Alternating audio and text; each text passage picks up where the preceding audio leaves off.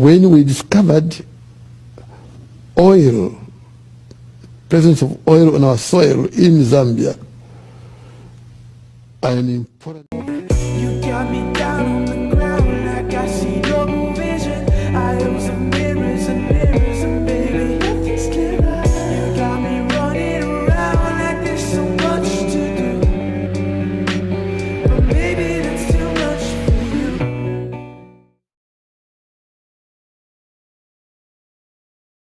Hi YouTube family, welcome to my channel. My name is Lawrence Mwamba. If you're new, kindly subscribe. If you're a returning subscriber, thanks for coming through. So in this video we're looking at Zambia being rich with oil and gold. Africa is rich with so many natural resources, especially Zambia. Now let's take a look at this clip as the first Republican president of Zambia, Dr. Kenneth Kaunda, talks about oil and gold right here in the country of Zambia. When we discovered oil, presence of oil on our soil in Zambia, an important oil company from America came to join us. They began doing wonderful things there, investing, getting ready to start exploiting our oil resources. You know what happened?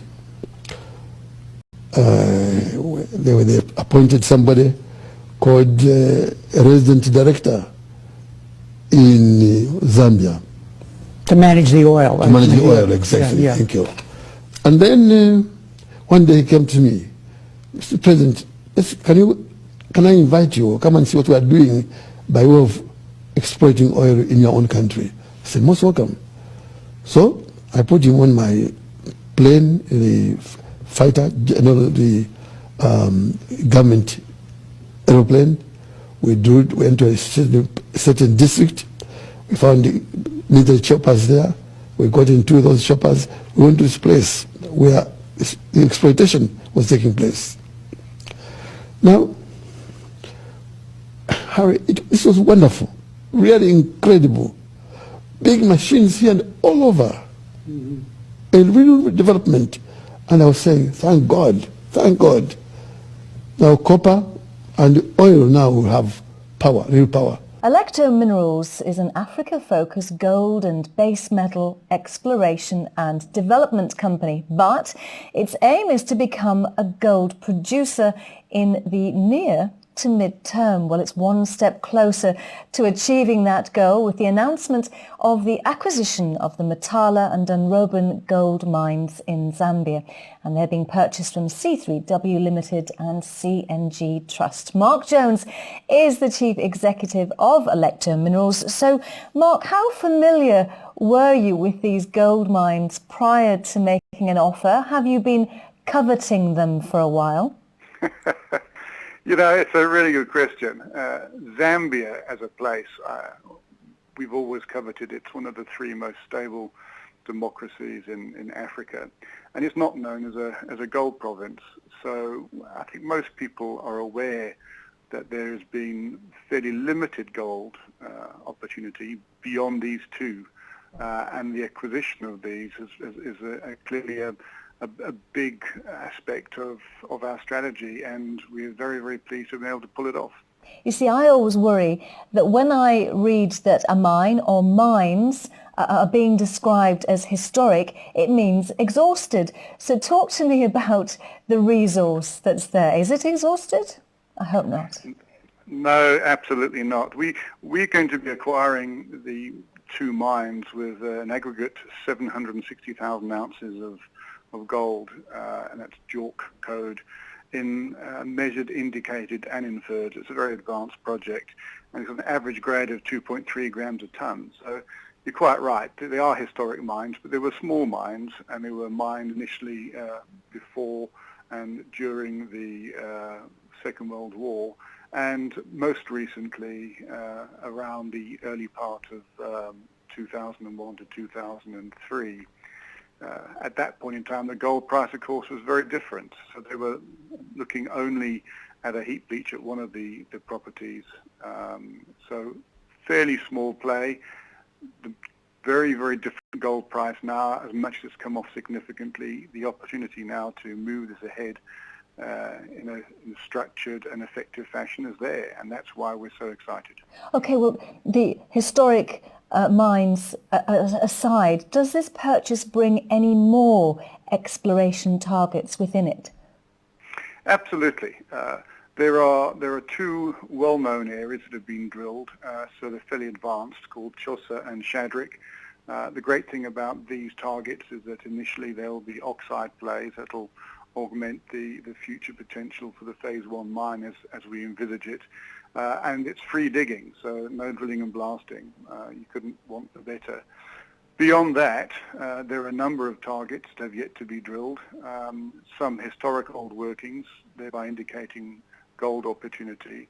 And there are much bigger targets being generated by airborne surveys that have had no work done to them. But that won't be our key focus, because the market doesn't want to hear more exploration stories, sadly, at this point in time. So we'll concentrate on the development side and use the cash to explore from the cash that comes in from the effective the mining opportunity that we intend to take up. So did you pay a fair price for this mining opportunity? We believe so. One of the great things about this bad market is that as much as we battle to get full value for what we believe we have in the market, when we acquire something, they end up being equally low price. More than $20 million have been spent on these projects to date. And the price we're paying for it is just a fraction of that. In fact, it's around about $4 per ounce. And considering that's measured, indicated and inferred, this is unheard of if you just go back 5 or 6 years. Much cheaper than if we would ever had to have drilled it. So no. This is a good price. It's good for our shareholders and in fact all stakeholders. But critically, you're telling me you've paid a good and a fair price for it, but does it include the tangibles such as mining licenses? Do you have any? Yes, absolutely. One thing that was very clear in our minds when we went looking for something to augment the story, we told the market often how our development plans are key, so it had to be something that we understood how quickly development could be achieved, and that means mining license, and in this case even an environmental permit. There'll have to be some adjustments made because we've decided to subtly change the initial mining plan and move it from the existing Dunrobin mine to the Matala mine. So we will have to go back to the ministry and change the mining plan that the mining license is linked to. And again, the environmental permit needs adjustment. But we've been assured by the ministry that this is well within the license capabilities, and it's a matter of doing the work, putting in the request for change, and they've assured us that they'll be very happy to confirm that that's all okay. Okay, but paperwork is a nightmare and it is time consuming. So I'm wondering if that's going to impact the timelines where reopening these mines are concerned. Look, to be completely honest, we don't know how people will handle paperwork any specific time or date. So you have to be guided by the sentiment, and I can assure you that both the regional people, there's a significant regional presence from the senior chiefs in the area who really want this mine going, from a national government that historically only has had the copper mines at play, and of course they're going through some very tough times with some of the majors cutting back on production and there being a reduction in labour force. So they want to push forward on this. So if anything, I believe will be pushed. So while I can't guarantee anything, no one ever can. Paperwork is paperwork, but we are certainly going to be putting the paperwork forward to an administration that's eager to accept it. Okay, so you're talking about the sentiment in Zambia. So there you have it. Wealth and riches are right in our hands as Zambians. Thanks for coming through. Like the video, share the video, and do subscribe to my channel if you haven't done so. See you in my next video.